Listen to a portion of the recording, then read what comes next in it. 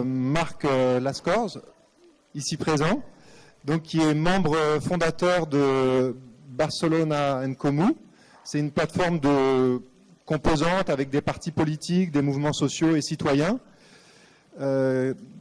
qui a remporté les élections municipales à la mairie donc de Barcelone en 2015, depuis 2015, c'est ça. Et donc ça fait partie de cet ensemble de villes en Espagne qui sont aujourd'hui gouvernées. C'est assez impressionnant pour nous Français de voir les succès obtenus en Espagne. Donc il y a Barcelone, il y a alors Madrid, on peut aussi le dire, tu nous en parleras peut-être, La Corogne, Saint-Jacques, Saragosse, Cadix.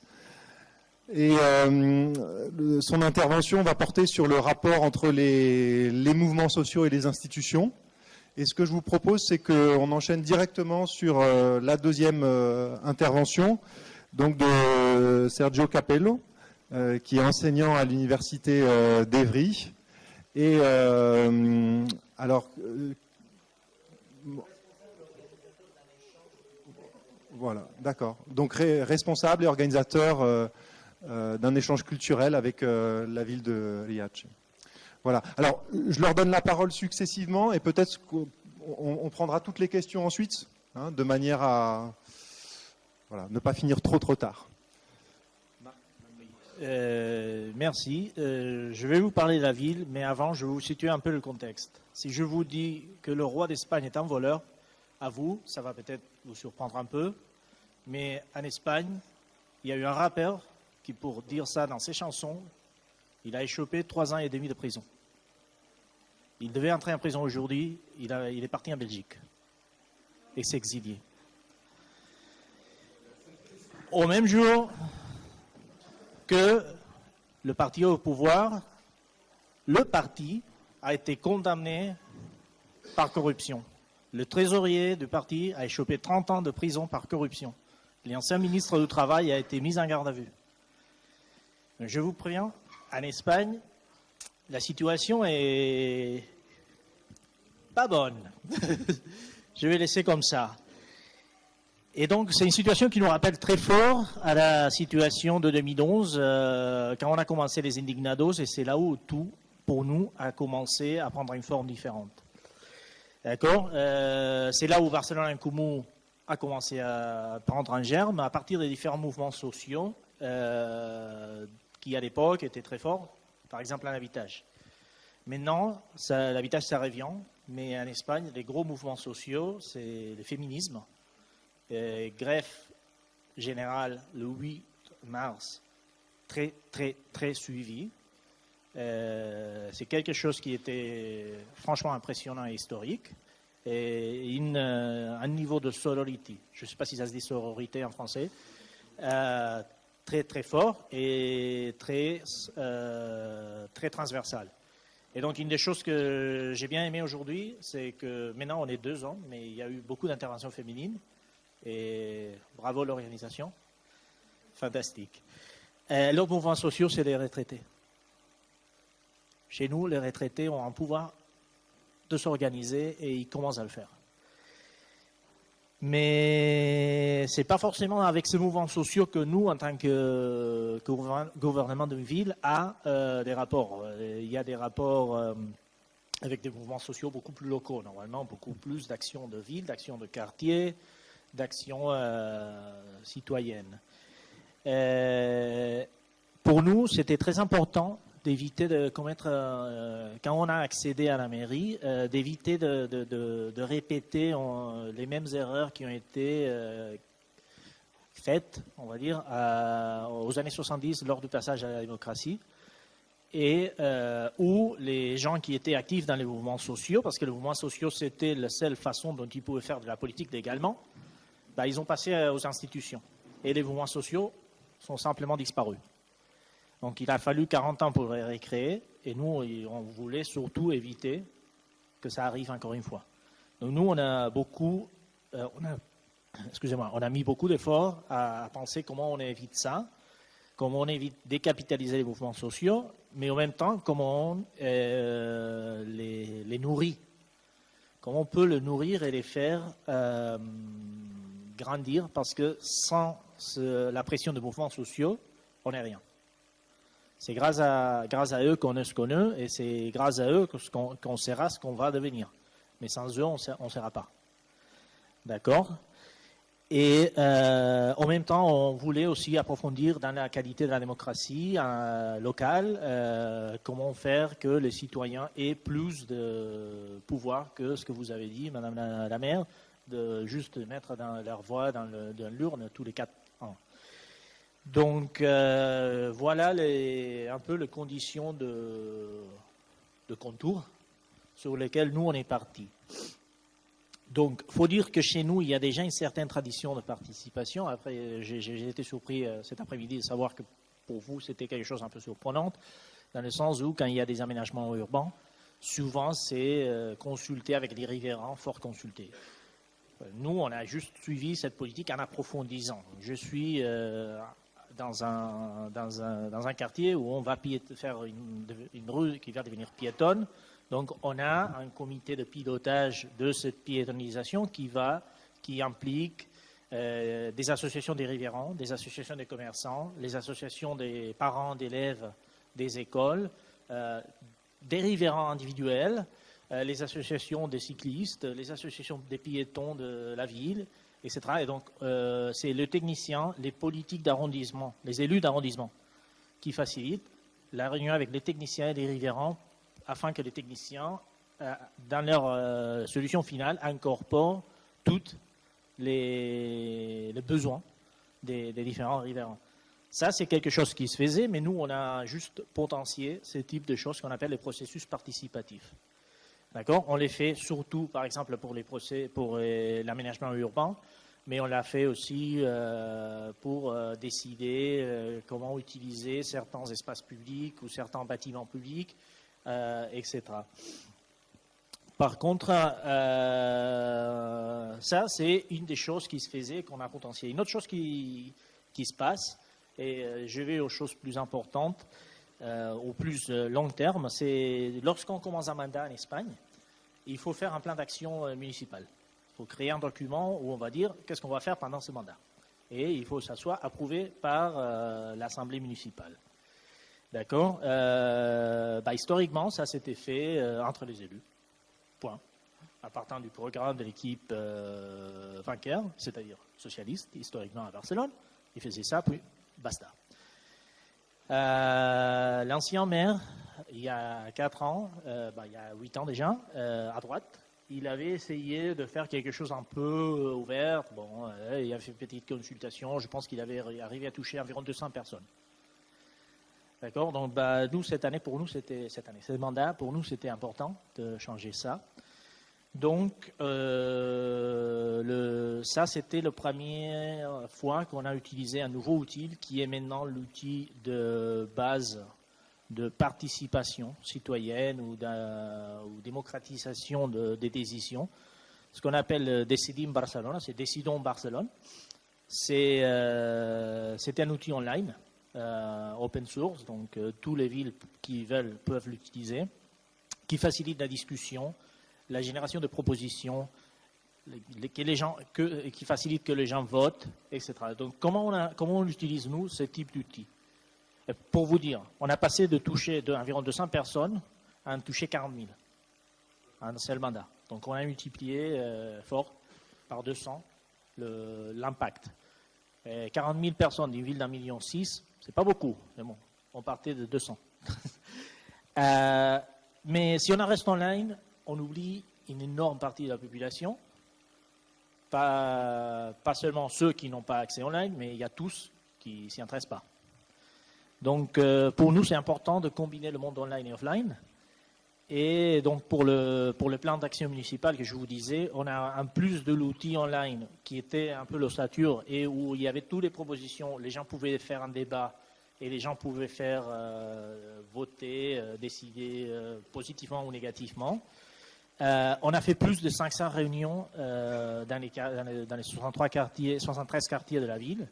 Réunions de quartier, réunions thématiques, réunions avec des enfants, réunions avec des personnes âgées, etc., pour alimenter toutes les propositions qui étaient mises dans l'outil online et pour alimenter l'outil online.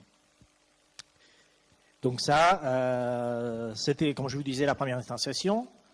On est arrivé à trouver un plan d'action.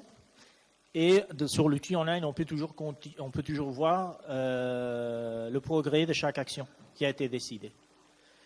L'outil online servait aussi à convoquer toutes les réunions présentielles et tout ça. Donc pour ça, c'est comment je peux dire, ça c'est l'outil qu'on a développé un peu plus technologique pour faciliter le débat et la participation citoyenne. N'empêche, ce n'est pas la seule chose qu'on a fait. On a réussi à passer les mairies en Espagne ont la capacité de faire certaines lois locales.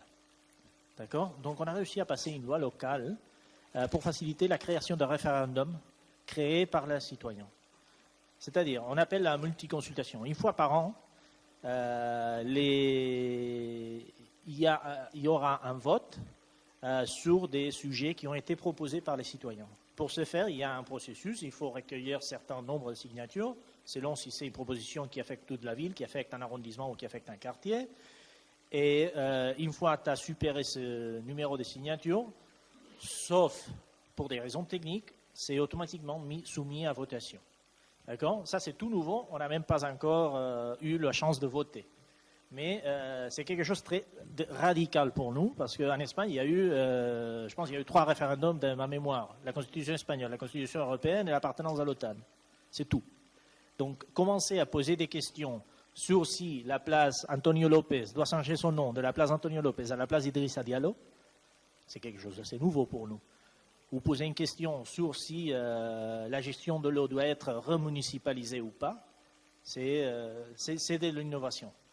Il faut dire que cet outil, on ne l'a pas encore mis en place parce que toute l'opposition, y compris l'extrême gauche, a voté pour l'outil, mais après, le jour où ils ont dû voter pour dire « Ok, on va poser cette question-là » aux citoyens, ils ont dit non. D'accord ? Ça, c'est contre la loi et probablement ça va être changé. Qu'est-ce que je veux dire avec ça ? C'est que même quelque chose qui a été approuvé par tout le monde parce que ça paraissait une bonne idée, après, ils viennent par derrière faire un croche-pied. D'accord ? Donc, c'est pas facile. C'est pas facile. Et ça, je vous ai expliqué 2-3 outils de comment les citoyens individuellement, ou un peu collectivement, mais surtout individuellement, peuvent interagir et décider sur la politique locale ou interagir avec la mairie. Mais nous, on a d'autres choses destinées aux mouvements sociaux. Et ici, je veux expliquer une chose qui est un peu plus, on va dire, théorique. Hein. Mais nous, on ne voit pas un rapport institutions, mouvements sociaux. Il y a un troisième acteur qui est Barcelone en Comú. Barcelone en Comú, bien sûr, c'est au pouvoir. Mais Barcelone en Comú existe en tant que parti, en tant qu'organisation séparée. Donc ça peut faire on a, disons, une troisième patte qui nous permet de faire la médiation entre les deux, qui nous permet d'alimenter les mouvements sociaux à partir de Barcelone en Comú et pas à partir de l'institution, parce que l'institution, quand même, doit rester relativement indépendante. Ça ne serait pas normal que l'institution finance un mouvement social pro peu importe quoi ou contre peu importe quoi, parce que les autres pourraient se plaindre, logiquement. Par contre, le parti politique peut faire ça. Et on le fait. Nos élus, ils ont une limitation au salaire qui est plus faible que le salaire qui est assigné par la mairie. Et donc, tout ce qui est annexé de la limitation au salaire, on le met dans un acompte. Et une fois par an, on invite en général toutes les associations et différents mouvements sociaux à soumettre des projets qui sont expliqués, qui sont votés par tous les sympathisants de Barcelone en Comú, qu'on va financer. Pour vous donner un exemple, là on est en plein processus de votation, on va octroyer 175 000 € à différents projets de la ville. Et c'est des projets des mouvements sociaux d'habitage, Mais après, c'est des projets de la qualité de l'air, d'aller faire la formation sur l'écologie aux enfants, ou, je sais pas, des projets pour promouvoir le développement des voies cyclables et des gens qui roulent en vélo, et de trouver des gens qui accompagnent des gens, trouver des gens qui roulent en vélo avec d'autres et qui ont peur de rouler parce qu'ils sont nouveaux, par exemple. Ou des projets ultra locaux de quartier d'une association qui veut faire du théâtre pour des enfants. D'accord ? Ça, c'est plutôt la façon. Ça, le parti peut le faire. Mais logiquement, et peut le faire avec des critères politiques, je veux dire. Logiquement, la mairie ne peut pas, ou ne devrait pas. La mairie devrait le faire avec des critères techniques. Et c'est là où cette troisième patte que je vous disais est importante.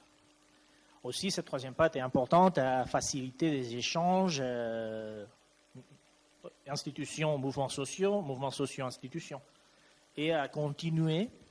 Et pour nous, c'est très important de ne pas rester dans le parti et devenir un homme politique. Et là.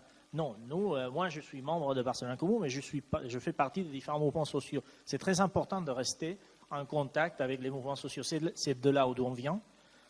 Et c'est pour ça qu'on est entré en politique. On n'est pas entré en politique pour être des hommes politiques. On est entré en politique pour transformer notre société. Et à partir des mouvements sociaux. Et on a besoin d'eux, et on a besoin qu'ils continuent à être forts. D'accord ? Et je pense que j'ai fait grosso modo le tour. Je voulais juste toucher sur une autre toute petite chose qui est très banale, mais qui est tout nouveau et qui marche super bien. C'est Madame la maire, toutes les 2 semaines, elle se pointe dans un gymnase d'un quartier et elle parle avec les gens. Qu'est-ce que vous voulez savoir ? On n'avait jamais vu ça en Espagne. Et ça, c'est une proximité, les gens peuvent poser des questions. Bien sûr, ils posent la question, il y a je sais pas, la poubelle n'est pas ramassée tous les soirs, ça sent. Mais il y a d'autres questions beaucoup plus profondes. Il y a d'autres questions. J'ai un problème, mes enfants, j'ai pas d'argent pour la cantine pour mes enfants. Il y a tout type de problèmes, mais c'est très proche. Les gens sentent qu'ils peuvent être entendus. Ce qui, pour nous, c'est très important aussi, parce que ce n'est pas Madame la maire, mais Madame la maire est ma voisine, elle habite à côté, chez moi. Et c'est ça, ce qu'on est. Nous, on n'est pas... On est normaux. Et grosso modo, c'est tout ce que je voulais toucher. Donc, regardez, référendum local, promu par les mouvements sociaux, outils online pour tout ce qui est le processus délibératif, votation, participation plus régulière, suivi, etc. Les processus de participation offline pour aménagement urbain et beaucoup d'autres aspects. Financement, niveau parti, de projets, pas de mouvements sociaux, mais de projets de différents mouvements sociaux. Il faut qu'ils nous présentent un projet. Et le contact direct avec les gens. Pour nous, c'est les grosses choses qu'on a fait jusqu'à présent. Bien sûr, il y a beaucoup d'autres choses, mais il y a un changement. Et on a vu un changement. On a vu que les mouvements sociaux sont pas contents. Il faut qu'ils ne soient pas contents avec l'institution. Il faut qu'ils nous poussent, mais qu'ils voient un changement, ils voient qu'ils sont entendus, qu'ils sont écoutés.